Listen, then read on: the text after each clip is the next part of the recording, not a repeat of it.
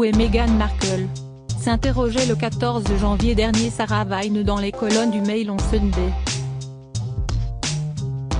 Généralement greffée au prince Harry, la duchesse de Sussex s'est montrée très discrète ces dernières semaines. Beaucoup de commentateurs royaux s'attendaient à voir Meghan Markle sur son 31, les bijoux scintillants, affichant un sourire ultra bright au bras de son mari. Une si belle occasion pour elle de mettre en avant ce power couple qu'ils forment, et de le soutenir, une main délicatement posée dans son dos. Mais il n'est rien. Une rumeur veut que l'éditeur du prince Harry ait conseillé à Meghan Markle de rester dans l'ombre pendant la promotion de Spare afin qu'elle n'apparaisse pas comme l'instigatrice du drame familial, souligne Kinsey Schofield, correspondante royale basée à Los Angeles. Une autre hypothèse voudrait que la duchesse ne soit pas franchement à l'aise avec les révélations intimes de son mari, et notamment la description peu reluisante de son dépucelage par une femme plus âgée. Un scénario néanmoins peu probable, tant il semble évident que Meghan Markle a lu, et relu chaque passage de ce livre avec attention. Et si tout simplement, la réponse se trouvait dans son agenda? Pour financer leur mode de vie très coûteux en Californie, les Sussex se doivent de signer de juteux contrats pour faire rentrer l'argent dans les caisses. La duchesse de Sussex serait très occupée en coulisses. L'année 2022 mouvementée de Meghan Markle et Harry en images après Archetype, les podcasts de Meghan Markle Archetype. Le podcast animé par Meghan Markle sur Spotify a débuté le 23 août 2022. La duchesse de Sussex conviait des femmes célèbres à discuter avec elle, notamment sur les stéréotypes véhiculés contre les femmes. Serena Williams, Mariah Carey, Paris Hilton, Mindy Kaling, Andy Cohen pour ne citer qu'elle, avaient accepté de se prêter au jeu. 12 épisodes ont été mis en ligne sur la plateforme. Critiqués dans la presse anglaise qui dénonçait un exercice de nombrilisme, ces podcasts pourraient ne pas connaître de saison 2. Mais cela n'empêche pas Meghan Markle de plancher sur de nouveaux formats. Nous travaillons sur d'autres façons de poursuivre la conversation, avait-elle fait savoir à la fin du dernier épisode d'Archetype. Avec Spotify, Meghan Markle et le prince Harry ont signé un contrat de 20 millions de dollars, 18 millions d'euros, en 2020. D'autres projets devraient donc voir le jour prochainement. De futurs projets Netflix loin des scandales hormis sa collaboration avec Spotify, Meghan Markle se doit également d'honorer son contrat avec Netflix. Signé en 2020 pour 5 ans et une généreuse avance de 100 000 $, plus de 90 000 €, lorsque les Sussex ont claqué la porte de la famille royale britannique pour devenir financièrement indépendants, leur création de contenu pourrait prendre un nouveau virage cette année.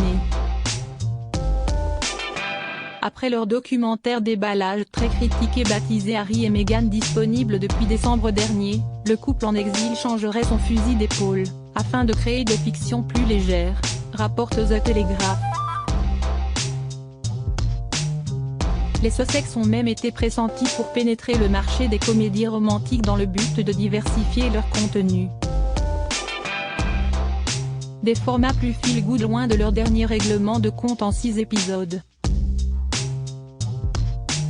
L'accent sera davantage mis sur les contenus fictifs et scénarisés, ajoutent nos confrères.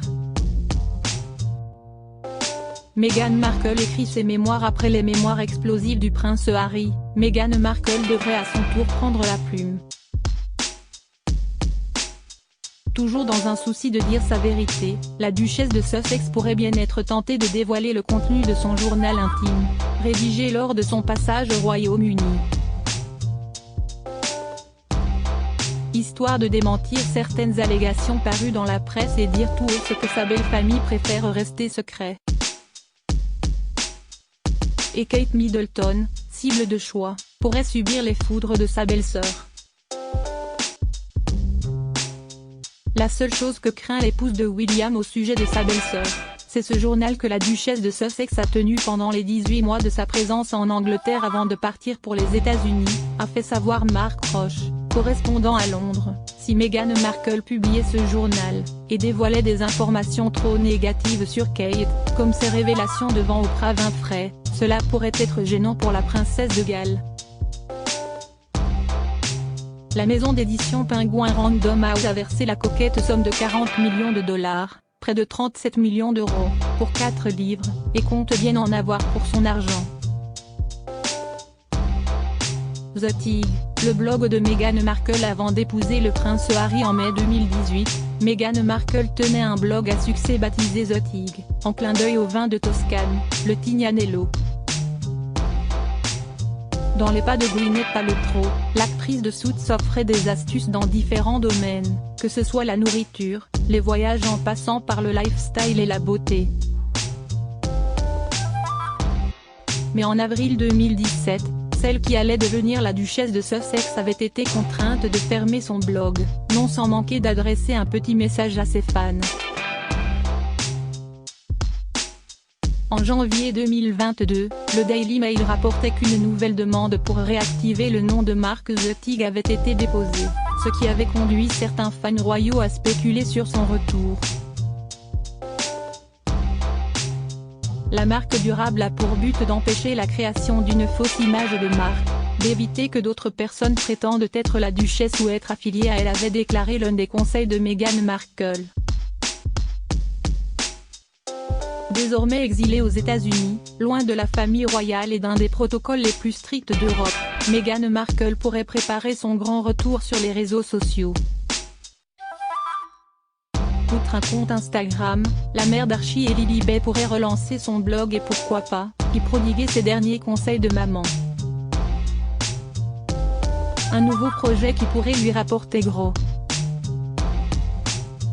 Est-ce que ce sera des gratuités et des sponsorisations payantes, à la Kardashian? S'interroge page 6. Meghan Markle planche sur le sujet. Meghan Markle et la politique de retour aux États-Unis, loin de la couronne britannique, la duchesse de Sussex pourrait décider d'échanger son titre contre la liberté de parole et d'opinion. Celle qui n'a jamais caché son aversion pour Donald Trump pourrait songer à se lancer dans le grand bain. Selon les rumeurs, elle serait en contact avec Valerie, la sœur de Joe Biden. En devenant sénatrice, ou mieux, Meghan obtiendrait une chose qui lui a vraiment échappé, même aujourd'hui, malgré sa richesse et son titre, un véritable pouvoir à elle et à ses propres conditions, souligne la spécialiste de la royauté Daniela Elsey. Pour le biographe royal Tom Bower, la politique serait sûrement la prochaine étape de sa croisade pour le bien que son expérience politique soit squelettique et qu'elle soit sensible à la critique.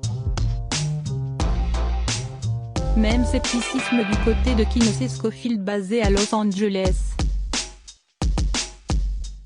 J'avais l'habitude de penser que Meghan Markle avait une chance de se frotter à la politique américaine, mais après avoir vu leur série Netflix, je pense que ni l'un ni l'autre n'a le cuir assez épais pour faire de la politique ici. Entre la série Netflix et le livre, Harry et Meghan semblent obsédés par le fait de répondre à chaque gros titre et le microscope qui serait placé sur leur vie serait probablement trop dur à encaisser pour eux, explique-t-elle. Meghan Markle va donc devoir s'endurcir si elle veut un jour accéder à la Maison Blanche, ou bien tout simplement jeter l'éponge. Crédit photo, Back Gris du SA.